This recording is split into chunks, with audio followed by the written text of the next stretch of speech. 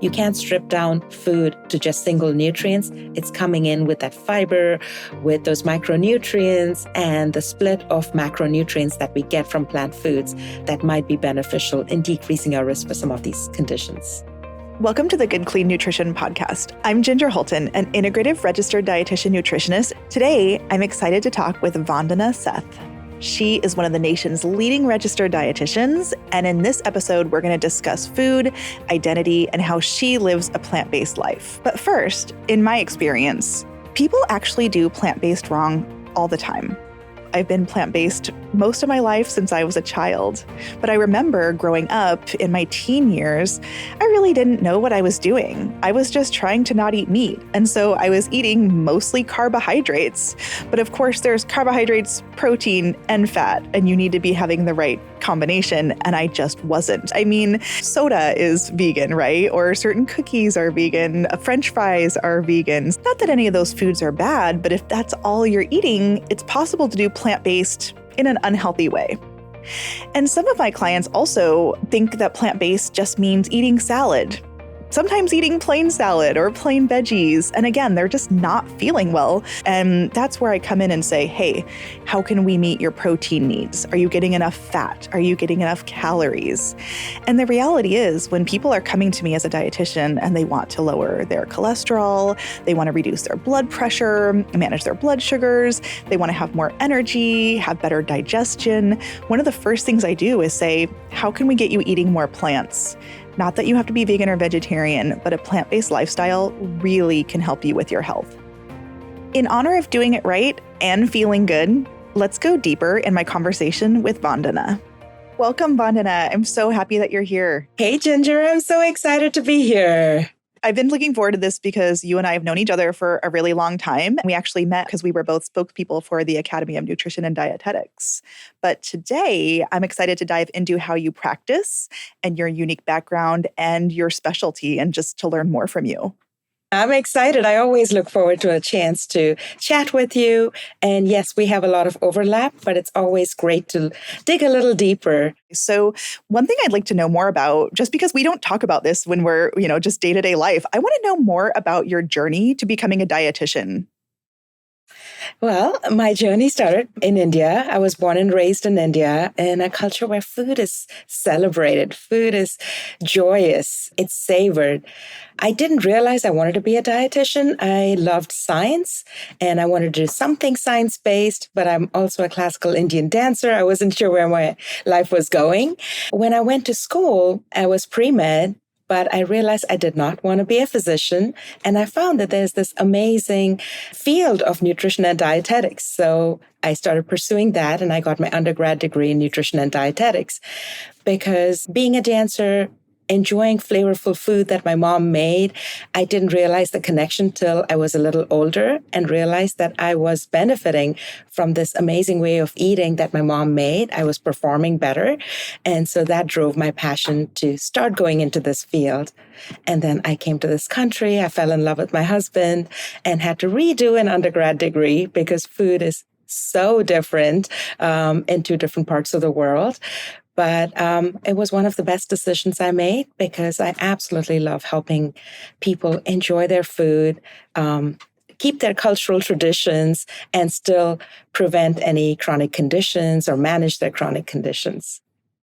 I am really interested in exploring more today about the cultural differences and similarities and how you help your clients, especially celebrate cultural foods here, when a lot of times my experience is people are being told not to eat their cultural foods. But there's something very important about you, which is you have a unique specialty within nutrition, and I want to hear more about that. One of the areas that I'm really passionate about is plant-based foods and plant-based nutrition. I was born and raised vegetarian, and I just think it's such a great way to eat and live. When it comes to plant-based, as you know, Ginger, it's a spectrum. It does not mean avoiding all animal products that are only eating plants. But if we can push more towards getting more plants in our diet, we feel better. It's sustainable. It's good for the environment. And there are some really creative, fun ways to enjoy food. I really love your joy around vegetarian food? Because I feel like a lot of times people feel like it's restrictive when actually it can be a celebration, like you said. I'm interested in something that you were talking about previously. Your mom had a big influence in your interest in nutrition and health. So your mom was making delicious vegetarian meals for you growing up, and it seems like that's still a big part of your life. What did she do right? It's hard to just pinpoint one thing. She's definitely my hero, someone I hear in my ears all the time when I'm coming up with recipes. She was extremely creative. What she did right was really there was no judgment around food. I think she was way ahead of the curve. She picked daily fresh seasonal produce, and she had the luxury of having some help at home. So that allowed her to do a little bit more intense prep and putting these amazing meals for us, spices, herbs, to seasoned foods. She didn't go heavy on sugar or salt or fat. It was just, you could taste the flavor of the vegetable or beans or lentils and grains. Everything was handmade and you could just taste the love. That's it. That was the secret sauce. I feel like so many people are like, I don't like beans, or I don't like tofu, or I don't like veggies. And I always tell them, don't eat them on their own. Add flavor and add spice. And it sounds like that is a huge focus of what your mom did. I think that you also do. I'm always playing around with flavors. My kids to this day, they're young adults now, but from when they were young kids, they were my first tasters. They still are the ones that enjoy anything new that I'm creating in the kitchen. And it's fun to have people who are open to trying different things because that makes it more fun for you as a chef or a cook. I love your outlook on nutrition as fun. That's how I see it too. I think a lot of people don't see it that way, but I want to learn more about your transition to the US because that sounds like a pivotal moment. When you came to the US, what kind of adjustments did you make to cooking and eating? Because I imagine, like you mentioned, the culture is very different. The access to different foods or spices might be different. How did you transfer your cultural traditions and your mom's favorite foods here? It was definitely a journey. I was fortunate in that I had been to the United States as a young child and I had some family here and I wasn't coming by myself. I fell in love with my husband, but he was born and raised here. We are lucky. We have a big extended family here in Southern California. And so I was coming into this family that already had established life here. I had access to grocery stores. I was able to find things, but it was definitely interesting growing up vegetarian from a culture where when you went to a restaurant, the whole menu was pretty much open to me with maybe a few things that I didn't eat because of my preferences. Whereas when we went to a restaurant here, initially, it was shocking how few items were actually vegetarian. There were some restaurants where there was nothing on the menu and I had to ask the chef or the cook to prepare something off menu. It was definitely an adjustment. But going to school helped, learning about what people eat here helped, and also finding shortcuts to cooking here helped. I may not have had the exact ingredients for a recipe, but that involved more of the creative juices and trying to substitute and swap things to get that flavor profile without spending 8 hours in the kitchen. That was something that was important. So that transition led to what I do today. Absolutely. And I hear over and over from my clients, I can't spend my entire weekend doing food prep. And so your emphasis on how can this fit in and be easy and fit into my busy work and school and family life makes so much sense. I do want to talk more about plant-based specifically, because there is all this conversation back and forth about the word plant-based versus vegan versus vegetarian. I use plant-based, and I hear you saying that a lot too. Can we define plant-based, or what does that mean to you? Again, I think as we had discussed earlier, plant-based is really, the word itself says there are more plants on your plate. I don't think it's exclusively plants. I feel it's a spectrum.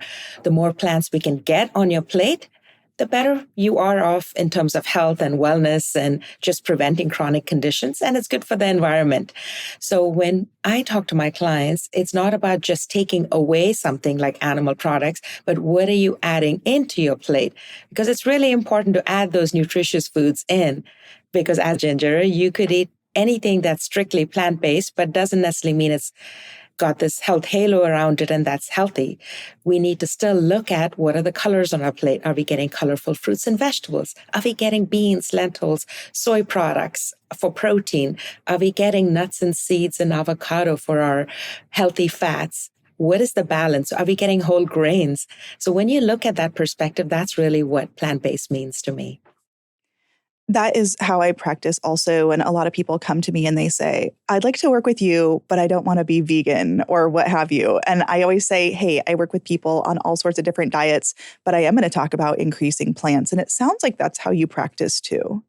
That's exactly the same conversation I have with many new clients who come in, when they look at our website or look at my cookbook and they think, okay, you literally are just practicing with people who eat vegan or vegetarian lifestyles. And I said, no, really, it's wherever you are. But my goal is to emphasize getting more plants on your plate. Absolutely. Absolutely. And that's so inclusive, how a lot of dietitians practice. But you hit on a point that is so important, and I wish people knew more. And that's vegetarian and vegan diets are linked very directly to positive health outcomes. There is so much research out there that shows that vegetarians and vegans are at a reduced risk of lots of different chronic diseases. There's research that shows a reduced risk of developing certain types of heart disease, lower risk of type 2 diabetes, high blood pressure control, even a reduced risk of certain types of cancers. And I think that we should really be talking about the ins and outs and why that is the case on plant-based diets. When you look at plant-based diets, again, it's a spectrum, but when we think about it in terms of food, when you look at fruits and vegetables, we're getting a wide array of nutrients, not just vitamins and minerals. We're getting these plant compounds that have been looked at for decreasing inflammation, enhancing our ability to fight off stuff that happens to our body that is harmful. When you look at beans and lentils, they're loaded with fiber. And we know fiber can have a profound impact on your heart health, on your gut health, and can help potentially with blood sugar, decreasing the spike in blood sugar. So those might be some of the reasons why we see those benefits. But it's, again, the whole package.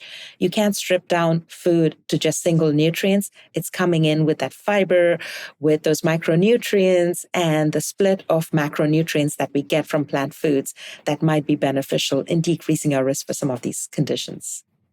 Absolutely. And I know that a lot of the proteins that you're mentioning, they are really high in fiber. There's no better way to lower your cholesterol than to have fiber in the diet, but they also are usually devoid of saturated fat. So you've got this interesting reduction in saturated fat, higher fiber, like you mentioned, the vitamins, minerals, but also the anti-inflammatory antioxidants. And a lot of people are concerned about plant-based diets like, oh, I can't get my nutrients. But actually, research shows that plant-based diets are higher in a lot of nutrients. And there's only a couple that you really need to look out for, like B12, for example. But I really think that plant-based diets are so underutilized and they have powerful effects for health. Yes, and that's what the studies have shown. Big studies have shown that going more plant-based can significantly decrease your risk for heart disease, diabetes, some types of cancer. And there's still more research that's being done. There's the whole longevity studies that we know when they followed people who followed more a plant-based diet and how it's not just about living longer, but it's the quality of life, aging gracefully, being able to do everything you want to, even when you're significantly older. That's so important. I'm glad that you mentioned about the studies too, because this isn't just like one or two small studies or animal studies. We are talking decades of studies on thousands and hundreds of thousands of people. Like, we really know this is good research, good quality research. I just wish, again, more people were aware that food can have such a profound effect on your health and wellness. And so if we can just tweak, you don't have to do this complete, swap out of your lifestyle or your food preferences. It's really, where are you at? What can we do to enhance what you're already doing to promote these healthy habits? I'd love to talk about how you help your clients do that, right? So somebody comes to you, maybe they've been diagnosed with a chronic disease, maybe they just want to live that healthier lifestyle. One thing I hear a lot from my clients is they want to go more plant-based or they want to be healthier, but sometimes their family, like their kids, their partner doesn't want that or doesn't know how to do it. If you have anyone in the family resistant, how do you help your clients navigate that? Yeah, great question. And yes, it's very common for clients who want to make the switch or enhance some of their meals, but are worried that they're going to have to make multiple meals for different family members. And that's absolutely not true. The key is to involve everyone in the process. So for example, if you are doing something like Mexican food, it could be taco night. Make it so that it's seamless and everyone can have something that they like. So for the taco night, you have your corn tortillas, you have your protein, and instead of your typical ground meat, maybe how about doing some beans or maybe some soy crumbles in place of the meat. You still have the same spices and flavors in there, and then have veggies that everyone likes, have some salsa, have some rice and corn. Right there, it's a mix and match approach. So you don't feel like you made different meals. People could customize it to their preference. That is huge. And what I hear over and over from my clients is I don't like making 5 different meals for 5 different people. And so the way that you're explaining it is have one theme and have people mix and match, pick their own options.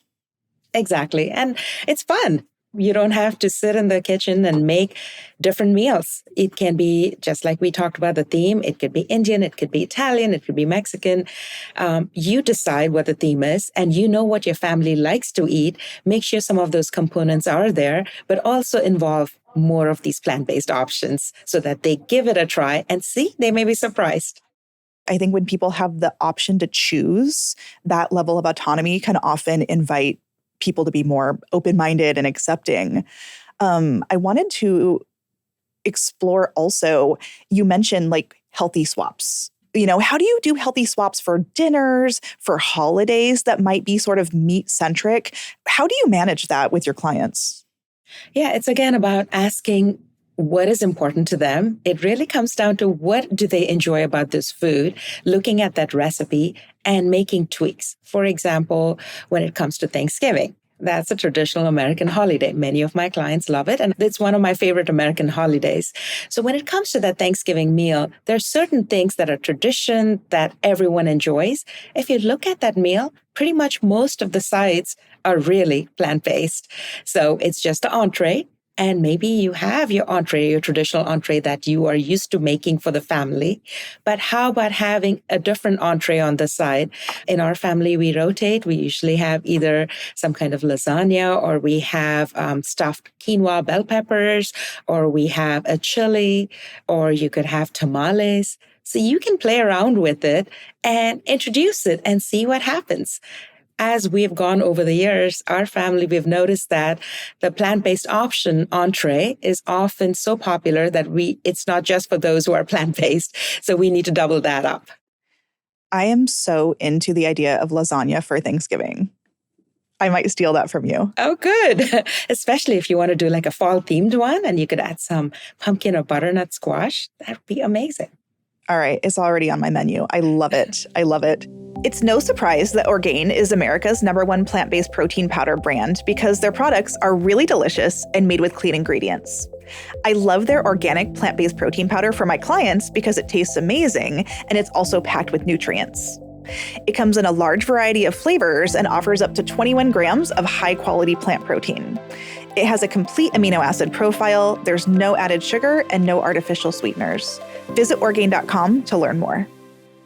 One thing that feels important, and it's so cool to go between different ideas of cultural heritage and international cuisines and holidays, I think that dietary changes need to remain culturally relevant. You had a really great example on Instagram. You had a story of like a CEO client who had diabetes and he tweaked his morning chai routine. Do you remember that person? Yes.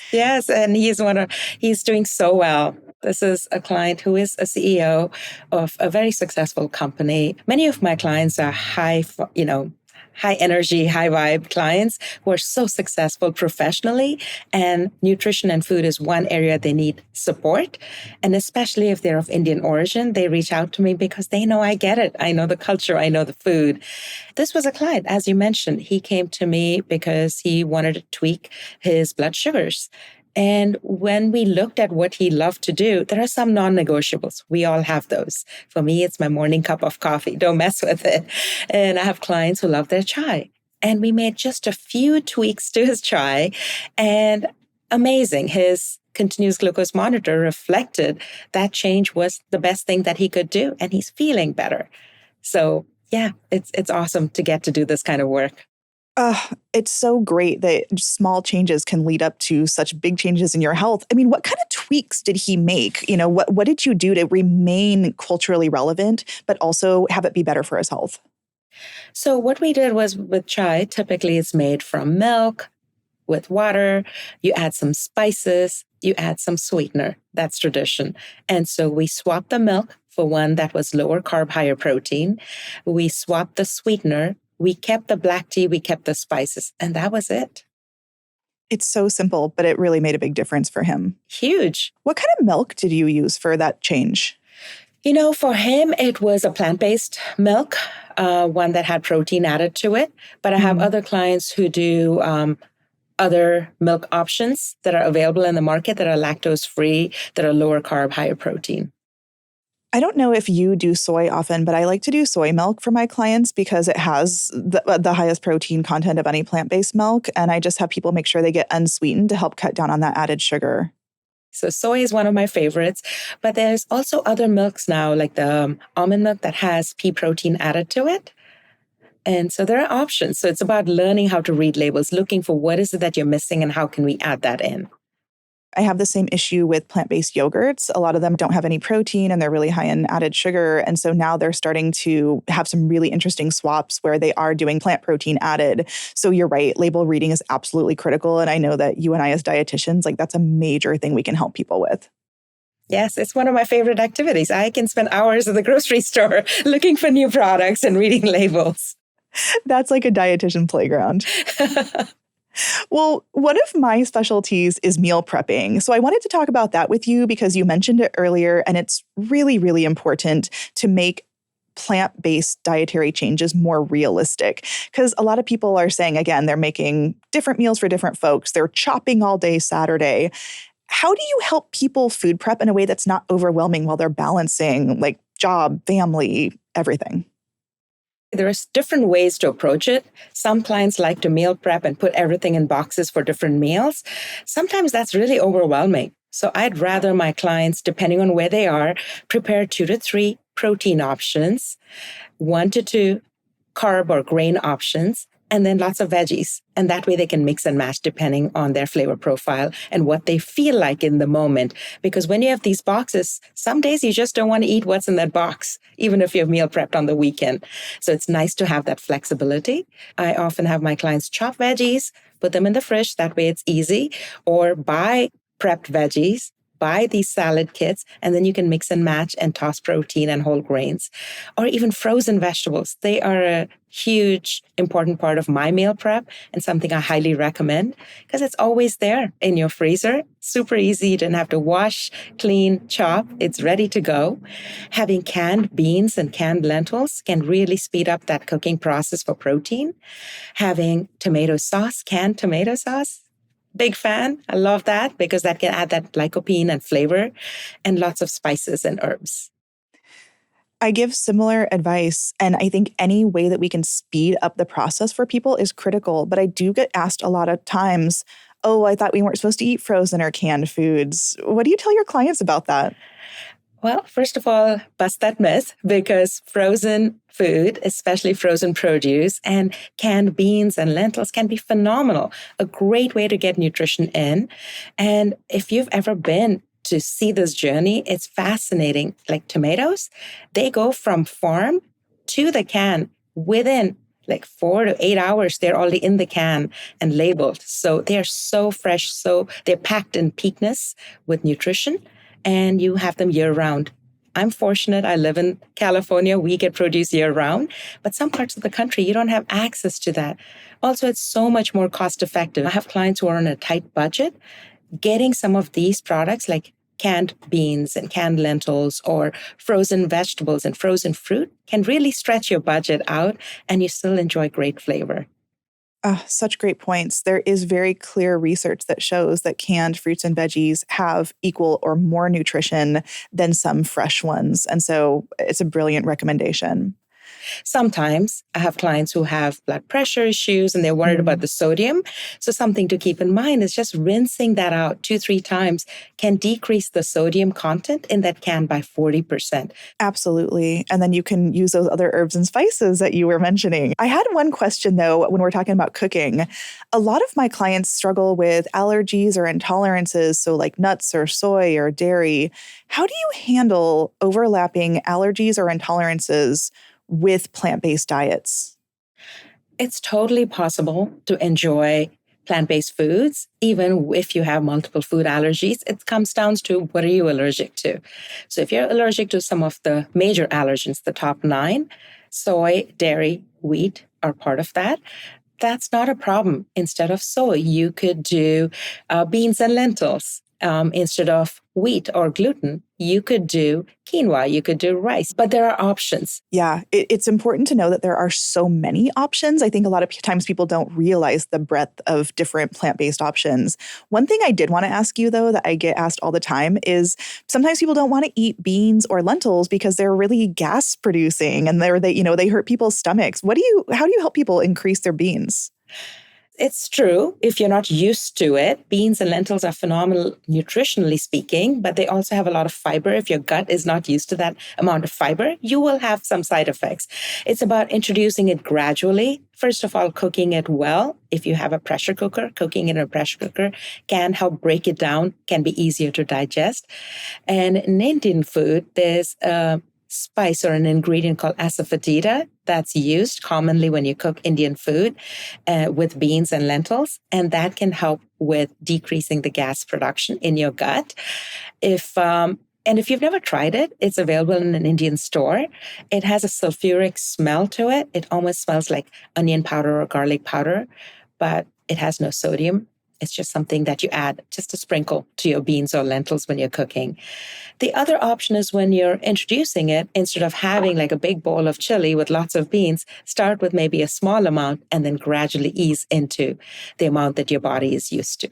Yeah, that's a great, great tip. And I've never heard of that. Is it an herb or spice that you mentioned? It's basically like dried gum, like a resin. It's called asafoetida, Asafetida. And the Hindi Indian word is hing, Hing. I am going to try that myself. And we'll also put a link to that in our show notes so folks can grab it too.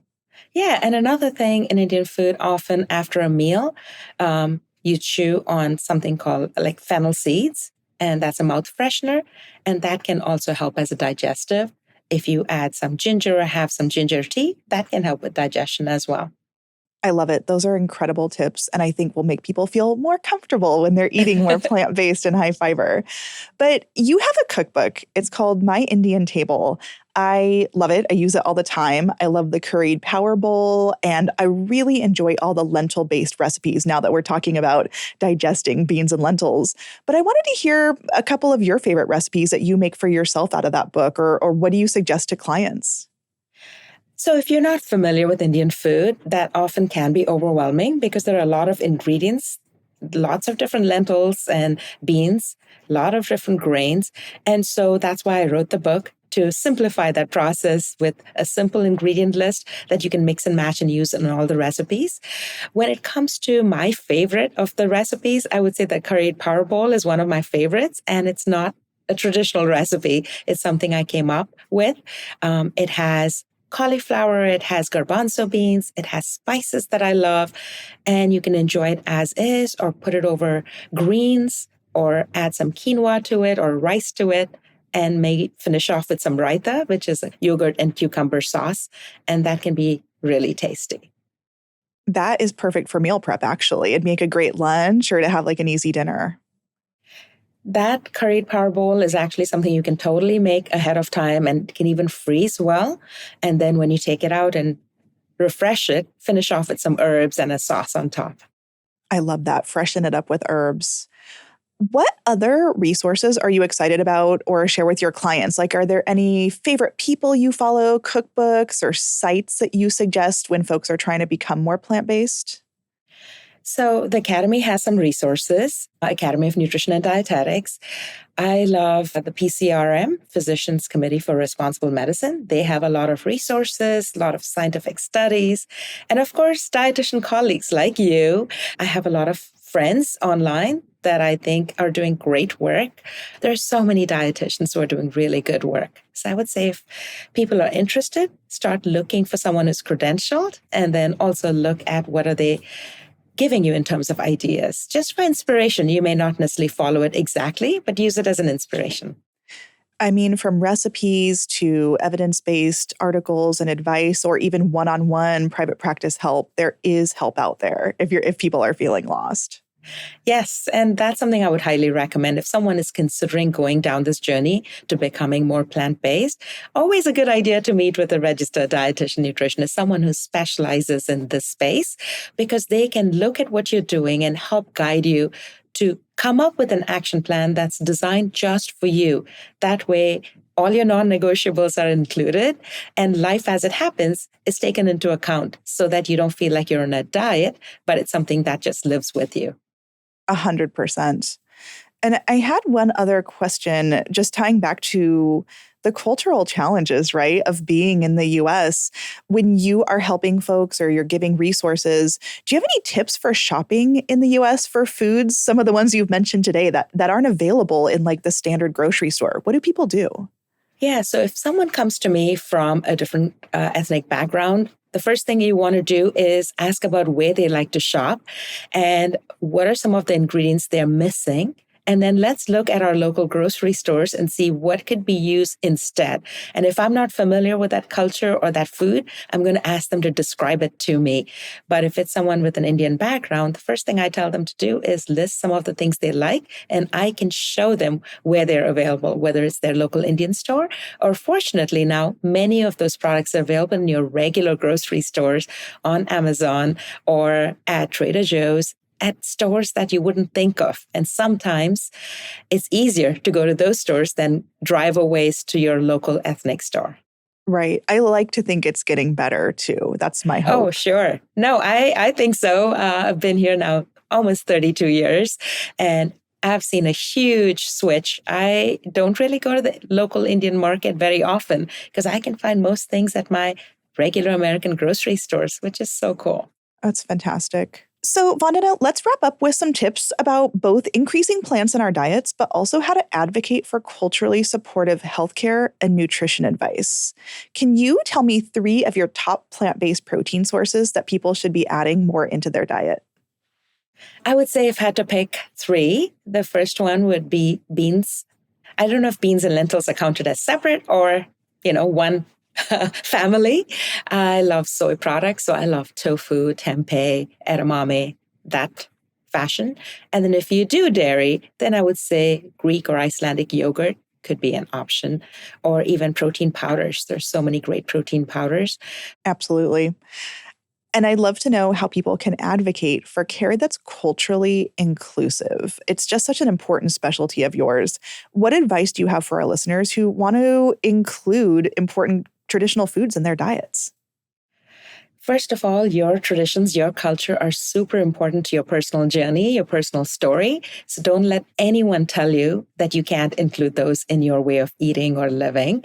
So if you find yourself talking to a professional, a healthcare provider who does not pay attention to that or is dismissive, then it's important to find someone else because that is your story. So you absolutely want to include your favorite cultural foods. You might have to make some tweaks so that you can enjoy it and maybe healthify it a little bit to decrease your risk for some chronic conditions. Absolutely, like the chai that you helped your client with. Exactly. And it doesn't have to be complicated. You can absolutely enjoy your favorite foods. It's about knowing how to make those tweaks and find a dietitian, a professional who understands that. On the next episode, we're going to go deeper into your work around diabetes. So let's end with this question for now. If people are making any kind of changes to the way they eat, maybe it's plant-based or, they have a new diagnosis like diabetes or IBS, it's important to still be able to eat the foods that make you feel like yourself, make you feel full, that are your secret family recipe or your grandma's famous dish. How do you help clients eat healthy, but also stay true to cultural preferences and traditions? It comes back to really recognizing what is most important to you. And if there's a specific food or a specific way of eating that is important to you, knowing that, and then figuring out what do you need to change, whether it's blood sugar related or heart health related, you can make those tweaks. But it's important to identify what's important and then how can we healthify that. So for example, for blood sugar, it could be that we are making sure you're pairing your favorite traditional carbs with adequate protein and fiber. Or if it's heart health related, maybe enjoying some of those plant-based proteins might be a good thing. Swapping some of the traditional proteins that may be in a recipe that are higher in fat, higher in saturated fat could be a good thing. So we can go down that path as well. And one thing I really enjoy that you talked about was the non-negotiables. Don't mess with this thing in my diet that's so important. So maybe we choose those and then decide how to make some swaps or adaptations so that we remain culturally relevant, but also still meet health goals. Yes, for sure. I believe food is very personal. And if you can enjoy your favorite foods in a way that's intentional, that gives you joy, but also helps you feel healthy, it's ideal. In the next episode, we'll take a deep dive into Vandana's specialty, diabetes. Our show is sponsored by Orgain and produced in collaboration with Large Media, that's LARJ Media. Thanks for listening to this episode of the Good Clean Nutrition Podcast. To stay up to date on the latest podcast episodes, be sure to subscribe. And if you want to submit a voice message with a question or comment about the show, please visit healthcare.orgain.com/podcast to record your message. And if you like this podcast, I'd love for you to let us know. You can rate and review this show on Spotify and Apple Podcasts, or you can give us a thumbs up on YouTube if you're watching right now. I'm your host, Ginger Hultin. You can find me online at gingerhultinnutrition.com. Thanks so much for listening.